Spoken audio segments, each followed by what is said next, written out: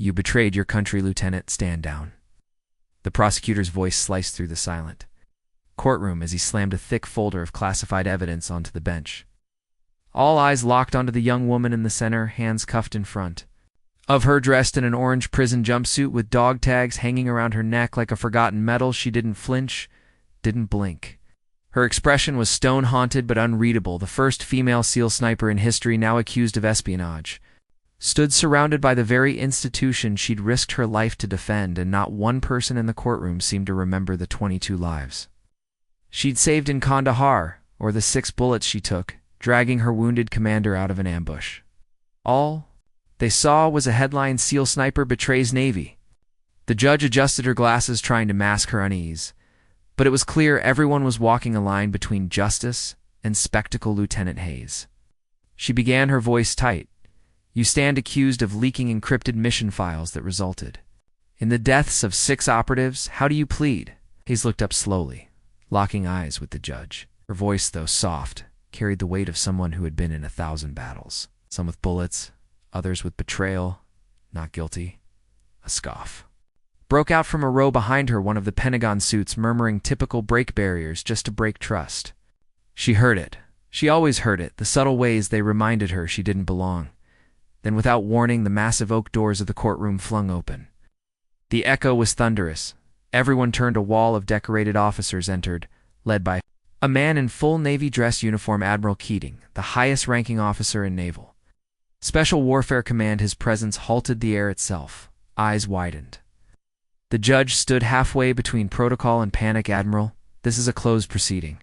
He ignored her, marching forward, his voice calm but razor-sharp. "Exactly why I'm here." Whispers rippled through the courtroom like a shockwave as he pulled a hard drive from his coat and turned to face everyone. "This contains the full CUMS logs and digital trace of the alleged transmission.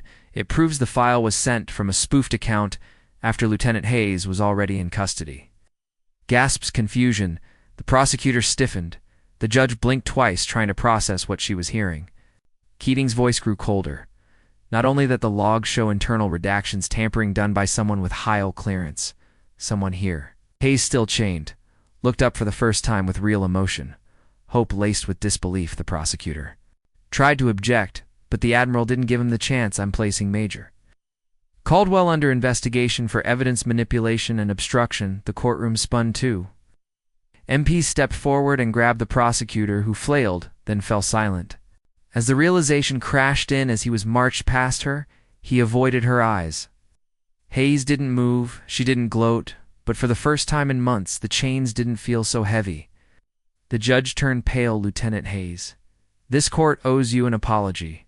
Hayes said nothing. Her silence spoke louder than any words could. The same system that raised her, trained her, nearly destroyed her, was now scrambling to undo what it almost buried. She wasn't just free, she was proven right outside the courthouse. Reporters swarmed like flies on a battlefield. Microphones thrust toward her face, demanding answers.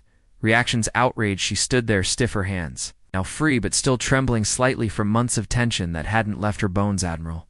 Keating stood beside her and gently leaned in. "You don't owe them anything, but if you want your truth told, now's the time." She looked at the sea of flashing cameras, then took a slow breath and spoke. "I served this country for 12 years. I've watched friends die. I've taken bullets so others could live. And when someone framed me, everyone turned away like none of that mattered. But the truth, it always finds air." She paused, "even if it has to claw through the dirt to breathe." There was no dramatic music, no flag waving in the background, but the crowd erupted into applause. Not because she was a hero, but because she stood back up when the world begged her to stay down. She didn't cry. She didn't smile. She simply turned and walked away with her head high, her silence louder than any scream. What they didn't know was how close she'd come to signing a false confession. To give in to letting them win, but in her darkest hour, she remembered what her father once told her: "They can lock your body, but don't ever let them cage your truth." That truth, buried under betrayal and silence, had finally roared.